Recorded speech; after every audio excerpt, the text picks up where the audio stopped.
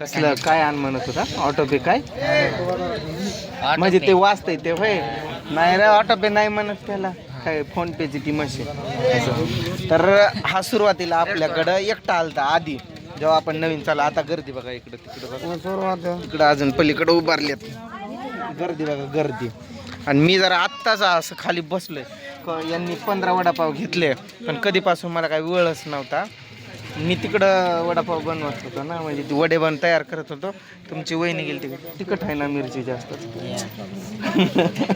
आगच झाली मिरच्या नका खाऊ रे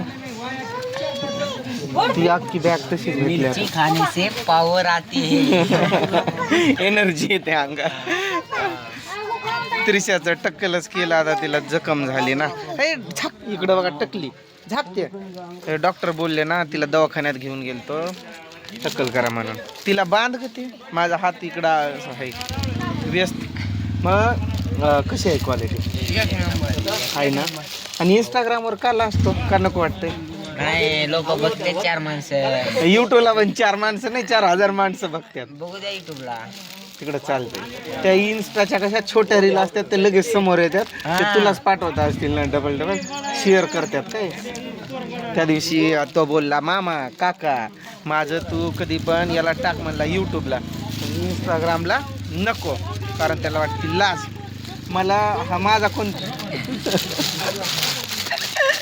का असतोय पोरग लयला यानं आज उधारे आणून दिले माझे मनानं शाळेवर दिला असणार आपण तो म्हणतोय आपण कोणाच कोणाला तू काय तर आज पहिल्यांदाच आलाय ना नाही 3 दिवस होय पहिला आलता तेव्हापेक्षा आता भारी लागतंय ना क्वालिटी आणि क्वांटिटी कशी नाही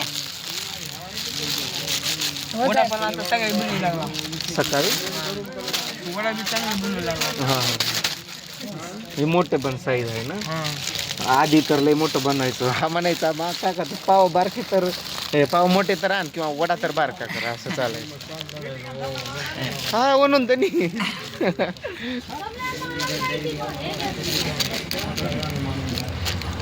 ते पोरं त्यांची पण ऑर्डर होती ना मी यांच्याकडे येऊन बसलो कारण मला यांनी लय साथ दिली आहे म्हणजे माझा यांनी असा ॲडव्हर्टाईज केली ना त्याच्या गावातल्या सर्व पोरांना तो इथं आणायचा कधी कधी तर तो चालत देखील आलाय एकदा रात्री 8 वाजता देखील आलाय तो वडापाव खायला इथं त्याला मी म्हटलंय तू खायला ये अथवा नाही कधी पण बोलत जा येऊन तो बाहेर गावचा आहे आपल्या गावातला नाही पण तो कायम नवनवीन पोरं घेऊन येतो इथं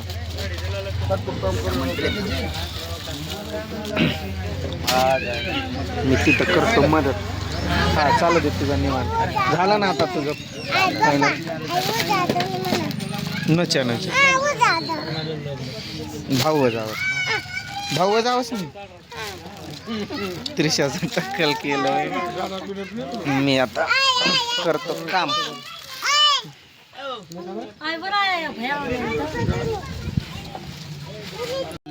टकली आता तिला सगळे चिडवतील आणि तिच्या बरोबर दुसऱ्यांच्या पण बरं झालं ते टक्कल केलं त्यांनी तिला काय वाटणार नाही हिचं टक्कल करताना दुसऱ्यांनी पण केलं ना एकाचं केलंय म्हणती ना त्या पोराचं नाही मग तू कशी म्हणत होती एकानं केली म्हणून त्या पोरानं बघू दे अरे ना आपला चालू आहे खातय ते त्याचा आवाज जरा जास्त येत होता ना तो तिथं बघत बसलाय मोबाईलमध्ये त्याला म्हणलं थोडा आवाज कमी कर स्वातीताईची कमेंट आली ऐक की स्वातीताईची कमेंट आली एक स्वातीताई नावाची आहे ताई तिनं कमेंट केली म्हणते मी डे 1 पासून व्हिडिओ बघते पण मला कमेंट करायचं जमत नाही कारण ती आजारी आहे तिला कॅन्सर झालाय देव करो त्यांचं ते आजार लवकर दूर हो तरी पण जर व्हिडिओ बघत असतील आपल्याला सपोर्ट करत असतील तर खरं मी खूप नशीबवान आहे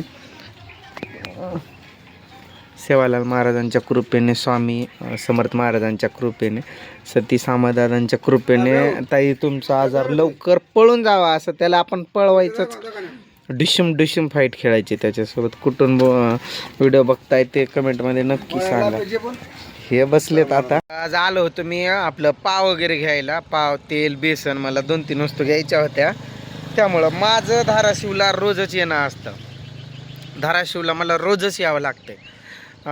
विषय काय झाला आता बघा, तुम्ही म्हणत असाल हा व्हिडिओ तर आधी जो काही बघितला आत्तापर्यंत मी त्यात कालचा व्हिडिओ आहे 15 ऑगस्टचा आणि आजचा 16 ऑगस्टला सकाळी मी जो काही पाव वगैरे घेऊन चाललो. हे बघा तुम्हाला खोटं वाटत असेल, पाव इकडं 1 कॅरेटमध्ये पाव. आणि विषय असा झाला आहे की मला वेळच नाही भेटत व्हिडिओ टाकायला. संध्याकाळी असते खूप गर्दी आपल्या स्टॉलवर. 5 पासून पुढं मग गर्दी होऊन जाते. मग तिथून पुढं व्हिडिओ काढायला पण जमत नाही आणि टाकाय पण जमत नाही. रात्रीची वेळ असते ना, मग त्यावेळेस काय मला सुचतच नाही. गर्दी पडते तर मी त्यातच गुंग होऊन जातो. मग व्हिडिओच्या नादात मी काय पडत नाही आणि तो व्हिडिओ जो काही काढलेला असतो तो पण टाकायला माझ्याकडं वेळच नसतो. आणि तिथं प्रॉब्लेम आहे नेटवर्कचा. मला सगळं म्हणजे आवरायला वाजतात 9 आणि 9च्या नंतर ना रेंज नसते ना काय, आणि कसा व्हिडिओ टाकायचा तरी. त्यामुळं मी टाकतच नाही. तर मला खूप साऱ्या कमेंट येतच राहतात की दादा तुझं अजून खूप चांगलं हो, तुझं वडापावचा जो काही स्टॉल टाकला आहे त्यात अजून तू यशस्वी हो, तुझा अजून धंदा वाढू दे. खूप कमेंट येतात. मला खूप आनंद होतो अशा सगळ्या कमेंट बघून. सगळ्या पॉझिटिव्ह कमेंट असतात, एकदम चांगल्या. माझ्या ताईंचं, माझ्या बहिणीचं, माझ्या भावांचं, सर्वांचं जो काही प्रेम आहे तो कायम असाच असू द्या. आज जरा मला उशीर झाला आहे सगळं सामान घेऊन जायला. आणि उद्या नागपंचमी आहे. तर काय मला काहीच बंद ठेवावं का चालू ठेवावं मला काहीच कळेना. काही जण म्हणतात चालू असू दे की, काही जण म्हणजे सगळे चालू असू देच असंच म्हणतात. पण मी असं ऐकलं आहे की नागपंचमीच्या दिवशी असं काही चालू करू नये. काय नेमकं मला काही यातलं माहिती नाही. तुम्हीच सांगा बरं, उद्या पण मी चालू करू की नाही हे तुम्हीच कमेंटमध्ये सांगा. बाहेरून जातो मी काय करतो, धाराशिवमधून जाताना इकडं आम्हाला धाराशिव ते बार्शी हायवे जो आहे ना, धाराशिव ते बार्शी या हायवेला जावं लागतं. खानापूर, कवडगाव करून पुन्हा नंतर माझं गाव तिकडं लांब आहे, भातंब्रे तिकडं आहे. मग मला काय विषय झाला, मी सिटीमधून जातच नाही. मी आउटसाईड हे आमचं सिव्हिल आहे इथं, ह्याच्या असा इकडून स्मशानभूमी आहे तिकडून जातो. कारण कसं आहे की हे कॅरेट असतात गाडीला आणि आपल्याला नाही सवय. आणि समजा आपण माहीत नसतं ना, लक्षात नाही राहत की पाठीमागं आपलं हे आहे.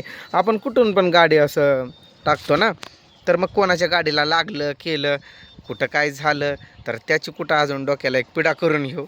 त्यामुळं मी बाहेरून जातो. खानापूरवरून एक रोज कमेंट येते ताई आहे, दादा आहे, मला माहीत नाही की तू माझी कमेंट वाचत नाही. 17 कमेंट वाचले आणि 17 मी व्हिडिओत रिप्लाय पण दिला आहे, तरी पण तुमचं तेच चालतं आहे. मग त्याला मी तर काय करू शकत नाही. मी प्रत्येक वेळेस बोलतो हां खानापूरचे ना, बरं थँक्यू. तिथूनच पुढं कवडगावच्या पुढं गारमाळ तांडा आणि तिथून पुढं आमचा भातंब्र. तिकडं आहे मी, भातंब्र्याचा तांडा. बंजारा समाज एकजुटीनं जिथं राहतो त्याला तांडा म्हणतात. असा विषय आहे. आणि तो दादा आहे का ताई मला पण नाही माहीत, सतत कमेंट करतो. मी खानापूरवरून बोलतो आहे, माझी कमेंट वाचत नाही. 17 वाचतो आहे, रिप्लाय पण देतो आहे. पण ते रिप्लाय तुम्ही ऐकता की मुद्दाम तशाच कमेंट डबल करता ते तुम्हालाच माहीत. चला या व्हिडिओला आता इथंच दी एंड करू आपण. पुन्हा नवीन व्हिडिओ बघू. आज जर जमलं तर 2 व्हिडिओ टाकणार आहे मी. चला बाय.